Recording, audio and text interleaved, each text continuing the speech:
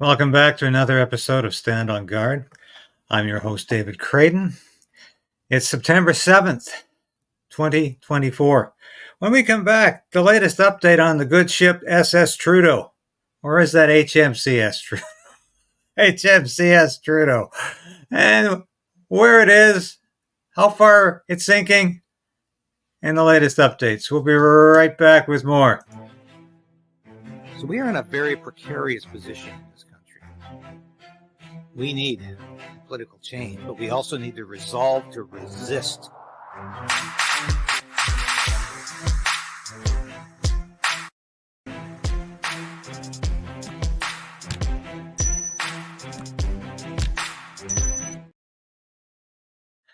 Yes, as Sasha the Cat always said, please like the station.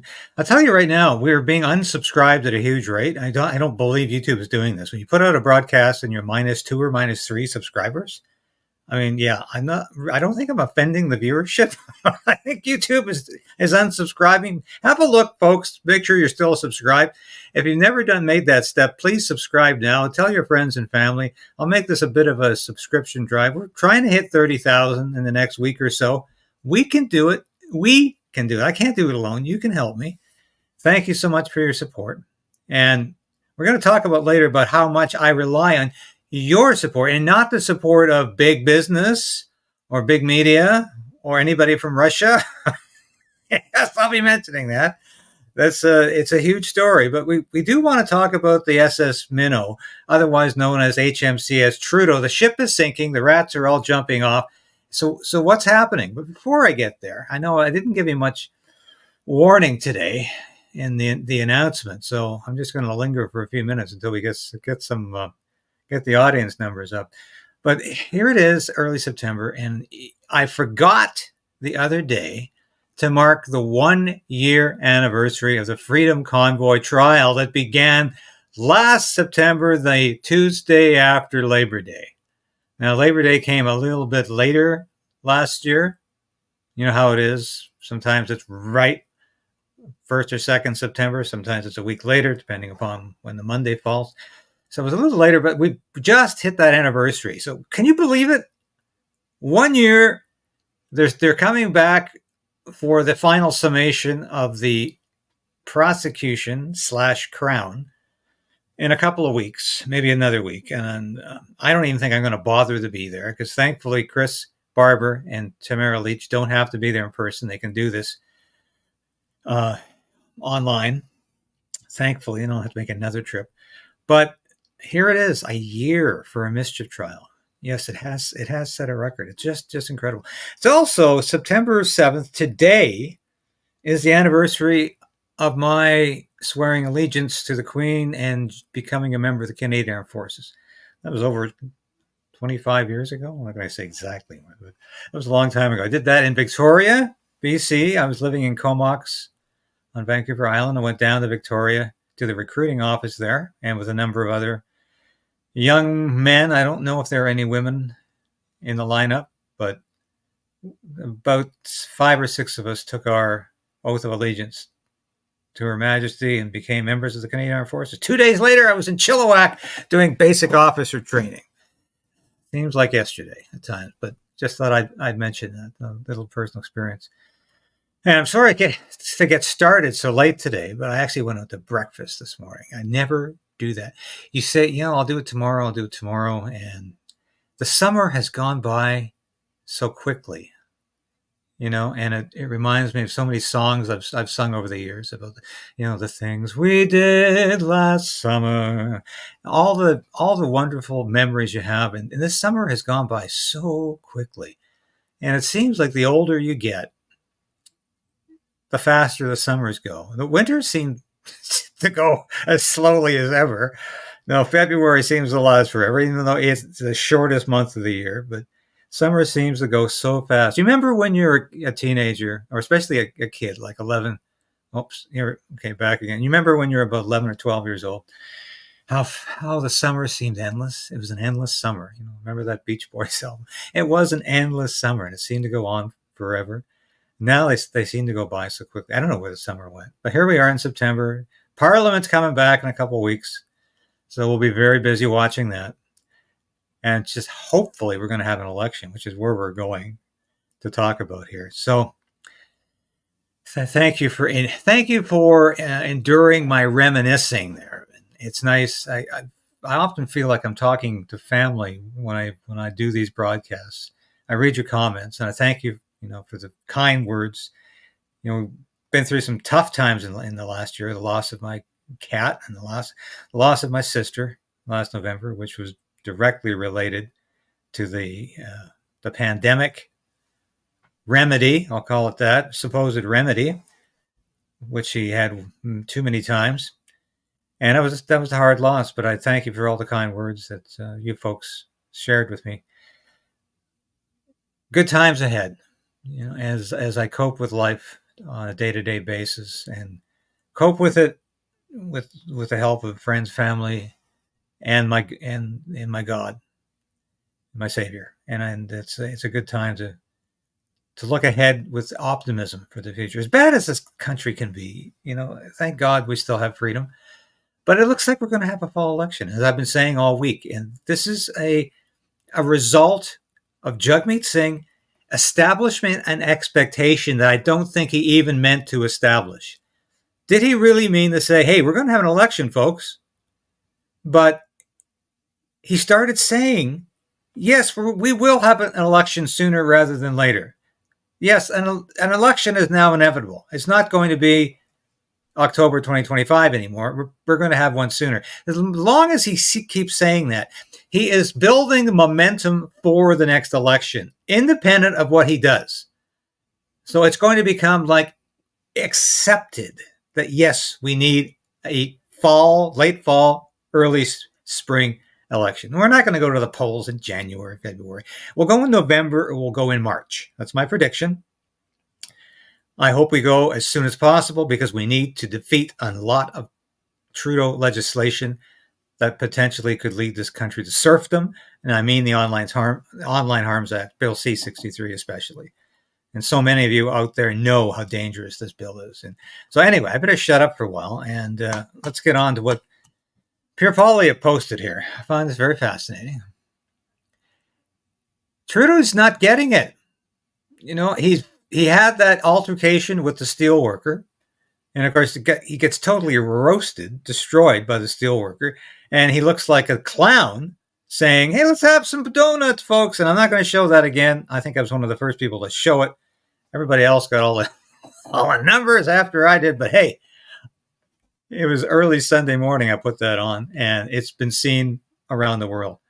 I was talking to my favorite restaurateur in this community in which I abide, who is Indo-Canadian. And I said, did you know that video of Trudeau having the discussion with the Algoma steel worker has been seen in India? India has been playing this video because, of course, they just can't stand Justin Trudeau. Not only because, he allegedly had cocaine in his plane at the last G20, but because he made an absolute ass of himself every time he visits India. He starts appropriating the local historic garb and the cultural garb and preens before the camera and just makes a fool of himself. So I really can't stand it. But yeah, that video has actually been seen in India. Fascinating. So what's the good ship Trudeau up to as it sinks farther and farther beneath the waves? Well, it's time to bring Mark Carney in. Oh, of course. What else? Mark Carney, that's the answer. You've lost your political ally. You've lost your loose coalition with the New Democratic Party. I probably Singh isn't even talking to Trudeau. And you know what's incredible is that what I've heard from folks and what I've read is that Trudeau didn't know that Singh had pulled the plug on their treaty, on their pact, when he was doing that news conference this week from Newfoundland. Because people were scratching their heads and saying, is he just dense, or does he not realize how important this is? Is he just pretending? Is he feigning ignorance when he didn't say anything about the deal falling through? He talked about the free lunch program. And of course, reporters were waiting, get to the news, Justin, get to the news. And he didn't get to the news until somebody asked him, one of the reporters said, hey, what about the deal falling through? And Justin's kind of like shocked. And I guess his worthless communications people who can't even tell him what's happening in the news were apparently, I don't know, out having a smoke break or something else. And they didn't even tell him. So Trudeau, of course, looks like an absolute fool. He doesn't take much to make him look like an absolute fool. He does that well on his own. But when he doesn't even know the deal is through, and that's why he wasn't talking about it. This is how crazy the Liberal government is. This is how unorganized and ad hoc the Trudeau government is. So it's quite fascinating. But this is Karina Gould. Do you remember Karina Gould? Oh, yes. Of course you do. She is the Liberal House Leader again. She was the Liberal House Leader when Trudeau famously allowed or invited the former Ukrainian Waffen-SS Nazi to come to Parliament, sit in the House of Commons gallery, and get 2 standing ovations from everybody in the House of Commons because he was fighting the Russians. And of course, I haven't got the picture handy. I wish I should have gotten it up. It's on my phone, and I should have transferred it to my computer here. But there's that famous picture, of course, with Karina Gould and the speaker at the time, who was blamed for this whole kerfuffle, this whole shambolic mess, standing behind Hunka Yaroslav. Oh no, sorry,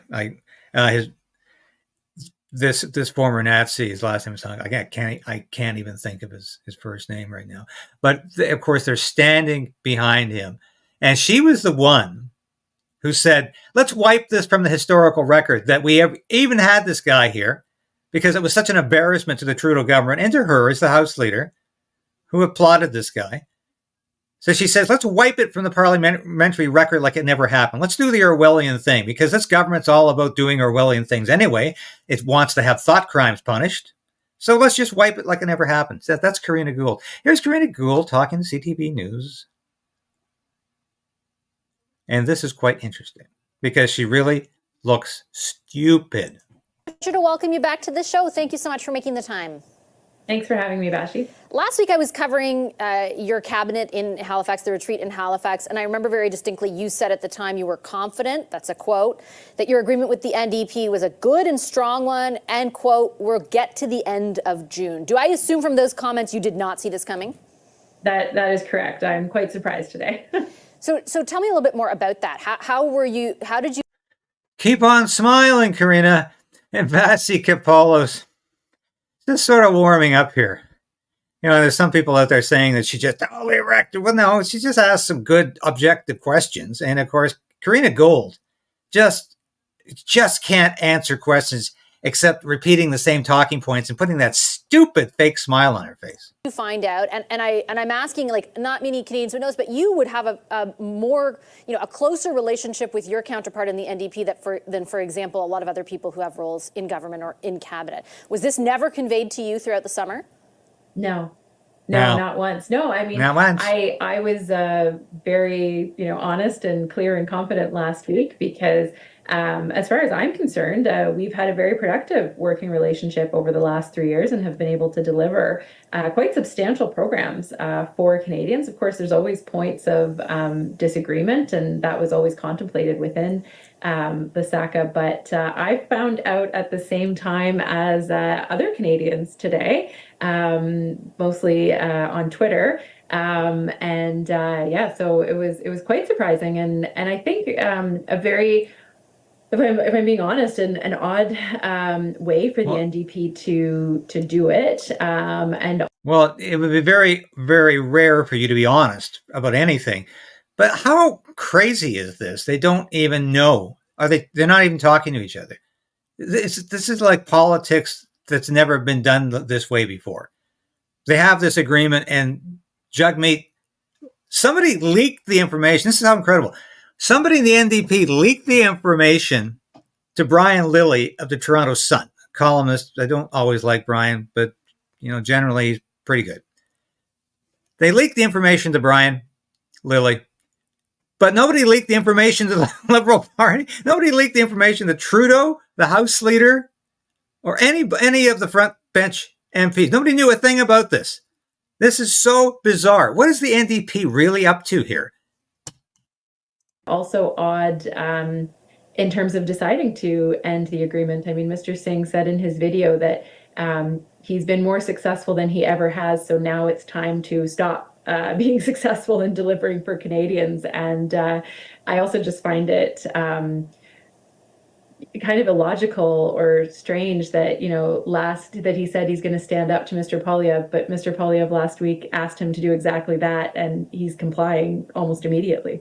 Well, so the people in the NDP whom I spoke with said that that decision was made in advance of the press conference, that the video was even taped in advance, and that essentially it was your government's actions throughout the lockout and the events with CN that cemented the decision for them. And you could hear him speak to that a little bit in the video when he talked about basically that he accused your government of being too beholden to corporate interests to fight for people. Is there not merit to the NDP in deciding that they are firmly on the side of workers, deciding against your government on that? And of course, the NDP is not firmly on the side of workers. They don't know who workers are anymore. This is a party of elites. And if you're really excited about 10-year-olds having sex change operations, the NDP is the party for you, as is Justin Trudeau's Liberal Party. But that's who's voting NDP, the people on the radical fringe of woke politics. And they don't know who the working class is anymore. Ultimately continuing to prop it up in a formal agreement, pardon me. Well, look, there was always space in the SACA for disagreement. I mean, that was actually what the Supply and Confidence Agreement was about. It was to work together on areas of agreement and to have the space to disagree where we disagreed.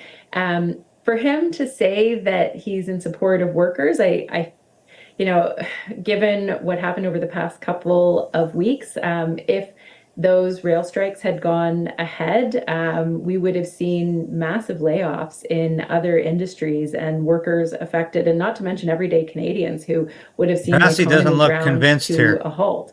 So it was a very important and responsible decision that we took. But I do find the timing of it odd. And politics is more of an art than a science. And if he really wants to stand up to Poilievre, doing exactly what he's asking is maybe not the best way to go about it. But again, I take your point on the breadth of the impact on the rest of the economy. The workers in those incidents the whole thing as it unfolded did have a very specific set of concerns that ultimately your government decided to force arbitration on. Can you see how they would interpret that as a move that was anti those workers in particular? Well, I think what's important is there has been a lot of bargaining at the table. But at the same time, we have to look out for the entire Canadian economy and for Canadians overall.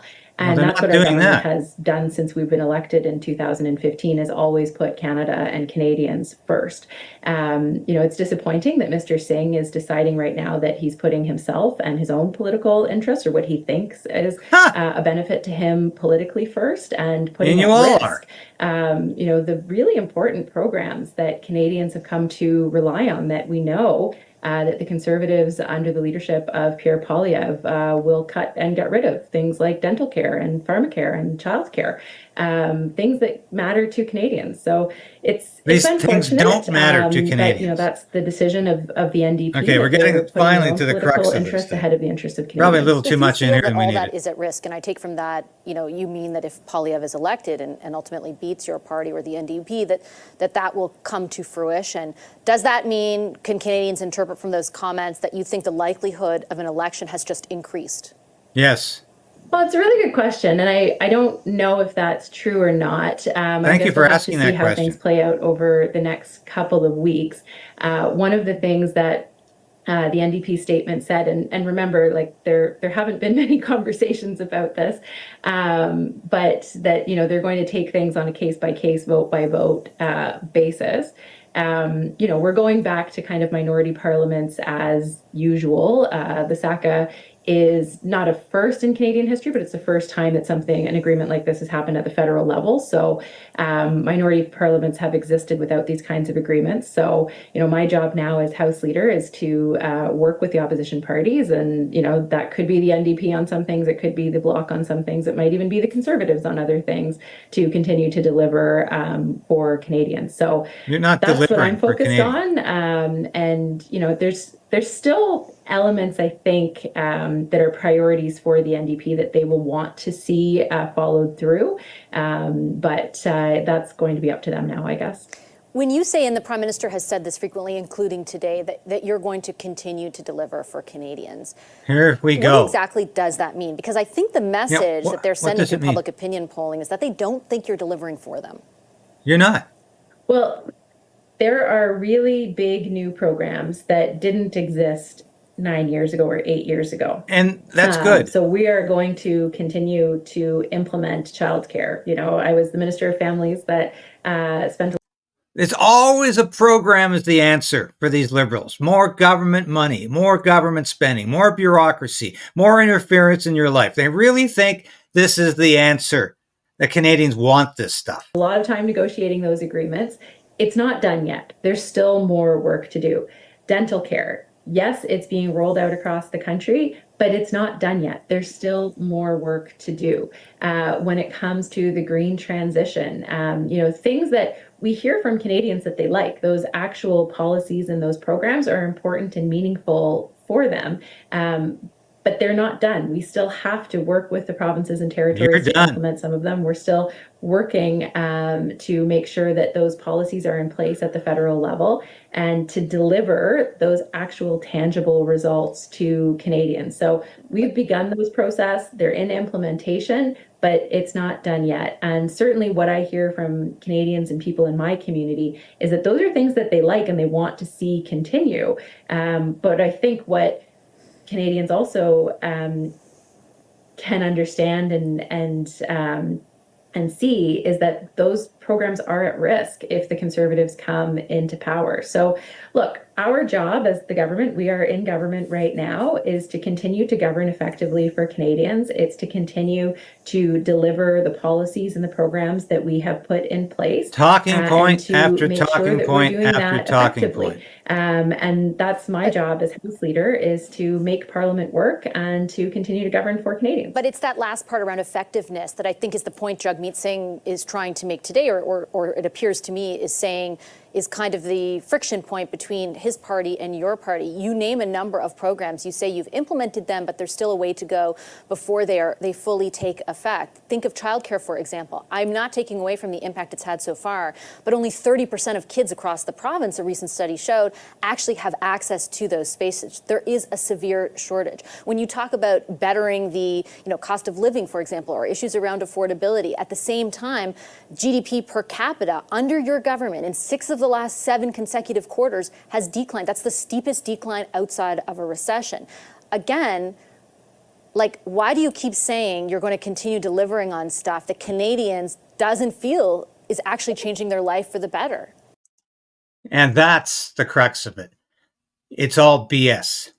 And this reporter saw through that. Sorry, that's a little too much of that than you probably wanted to see. I want to shift towards the growing censorship. Every once in a while, a moment of truth. Once in a while, a moment of truth. We can segue now into that. A moment of truth, we need truth. And that's why we need the media to be free. That's why we need free speech. Let's listen to what Kamala Harris had to say about free speech and censorship just a couple of years ago. And yet, remember she said her values haven't changed? Put the Department of Justice of the United States back in the business of justice. We will double the Civil Rights Division and direct law enforcement to counter this extremism. We will hold social media platforms accountable for the hate infiltrating their platforms, because they have a responsibility to help fight against this threat to our democracy. And if you profit off of hate If you act as a megaphone for misinformation or cyber warfare, if you don't police your platforms, we are going to hold you accountable as a community. In other words, we're going to censor you. Now, I want to show you a great clip. You saw, I commented the other day about this indictment from the U.S. Department of Justice, Merrick Garland, Attorney General, saying he's issued an indictment against these two Russians who were allegedly had invested $10 million into a media outlet, independent media outlet from Nashville, Tennessee. And of course, everybody now associated anyway with that media outlet is somehow tainted because they're Russian propagandists. And somehow it's against the law to be associated with Russians, to be associated with anything Russian. This has now become a crime. Now, you tell me what propaganda is during war. Everybody engages in propaganda. Yes, the Russians have engaged in propaganda. The Ukrainians have engaged in massive propaganda, but that doesn't compare to the propaganda coming from the State Department and the Department of Defense in the United States and our own Defense Department in Canada, Department of National Defense. Massive, massive propaganda coming out. There are people out there in Canada who really believe Ukraine has hope in hell of winning this war. Now, I'm going to tell you this. I don't get any money from anybody except YouTube for the revenue I generate and from supporters. I don't get any corporate support at all. I don't even have any advertising on this station as yet. And I sure as hell have never seen $1 from anybody from Russia. But I'm going to continue to tell you the truth about the war in Ukraine, even though my lineage is Ukrainian. I've said that very many times. But I don't think Ukraine should be a member of NATO. I think it's destabilizing for Europe and for the world. And I don't want to see a third world war erupt because there's greedy people in BlackRock and other multi-transnational corporations who want to make a bundle off of this war. I don't think it's worth a nuclear war. And I'm going to keep saying that no matter all of the threats that are coming from the United States and the Department of Justice and our own Trudeau government, which says, oh, they're going to be coming down with the full force of the law against people who engage with Russian propagandists who are trying to destabilize our democracy. This is all rubbish. This is a great segment from Judge Napolitano's show, which I faithfully watch. It's one of the best interview programs on there. It's all original content. And this is Scott Ritter, former UN weapons inspector, talking to him about that. Gears to the topic of the interference with free speech. Chris, in chronological order, directly following each other, cuts 9, 10, and 18. The subject matter and content of many of the videos published by the company are often consistent with Russia's interest in amplifying U.S. domestic divisions in order to weaken U.S. opposition to core Russian interests, particularly its ongoing war in Ukraine. The company never disclosed to the influencers or to their millions of followers its ties to RT and the Russian government. Instead, the defendants and the company claimed that the company was sponsored by a private investor. But that private investor was a fictitious persona. So what? The charges unsealed this morning do not represent the end of the investigation. It remains active and ongoing. Our investigation revealed that since at least last year, RT has used people living and working inside the U.S. to facilitate contracts with American media figures to create and disseminate Russian propaganda here. How about U.S. The propaganda? Content was pitched as legitimate independent news when, in fact, much of it was created in Russia by RT employees, which is an outright lie. The Russian government. I guess in their warped minds, there's an exception in the First Amendment for whatever the government characterizes as Russian propaganda. And I guess in their warped minds, they're both lawyers. One is the Attorney General, the other is the head of the FBI. They forgot that the whole purpose of the First Amendment is to keep the government out of the business of evaluating the content of speech. You've been victimized exactly. by this. Look, listen to this comment. What they're saying is ridiculous. I just want to remind, when I graduated from college in 1984 with a Russian history major and then went into the Marine Corps as an intelligence officer because of my Russian specialization, the CIA was actively involved in doing a couple things. One, they would intercept and they would read the newspapers, the radio, the television broadcasts in Russia and translate them into English language and publish them in unclassified volumes. Why? So that everybody who was a specialist in Russia, everybody who had an interest in this could read what the Russian press was saying, could hear what they were saying on radio and on TV. We never shied away from that. And this is 1984 when the KGB was involved in a frontal assault on America, trying to tip the scales of democracy against Ronald Reagan, whom they did not want to be reelected. So there was very active intelligence operations involved to influence the American election. And what did the CIA do? Build a wall to wall off Russian information? No, they said, here it is. Why? We weren't afraid of our skins back then. We were proud of who we were. We were confident in who we were. What you saw there with Merrick Garland and Christopher Wray are two men who have allowed their jobs, important jobs, to be politicized by the Biden administration, a Biden administration that is scared of its skin, scared of who America is. Notice what he said. He didn't say they made things up. He said they simply said there's problems in America. Well, guess what, Christopher Wray? Guess what, Merrick Garland? There are problems in America. Yes, right on.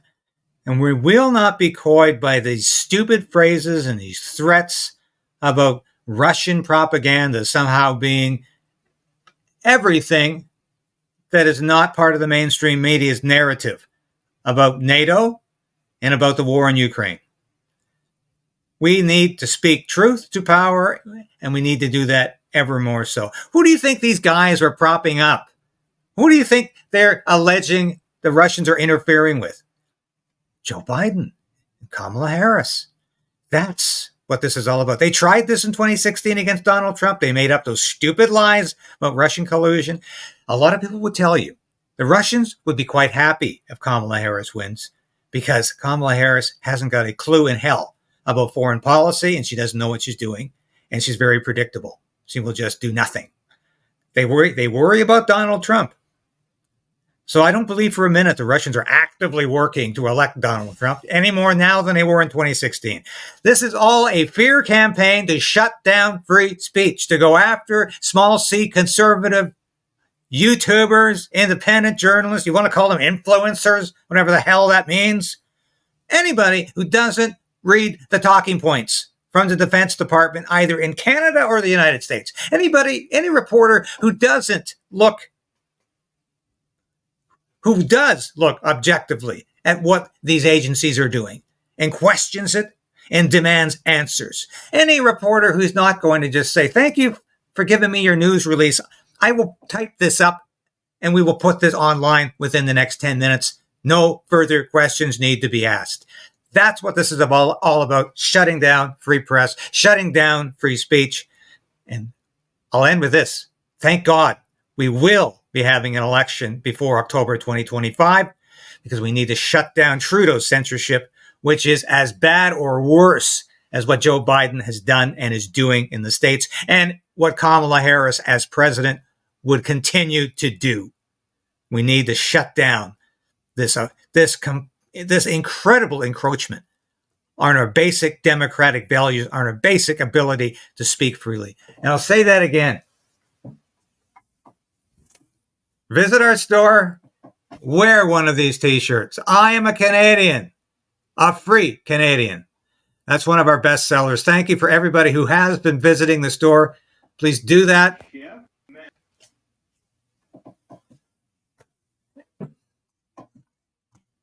And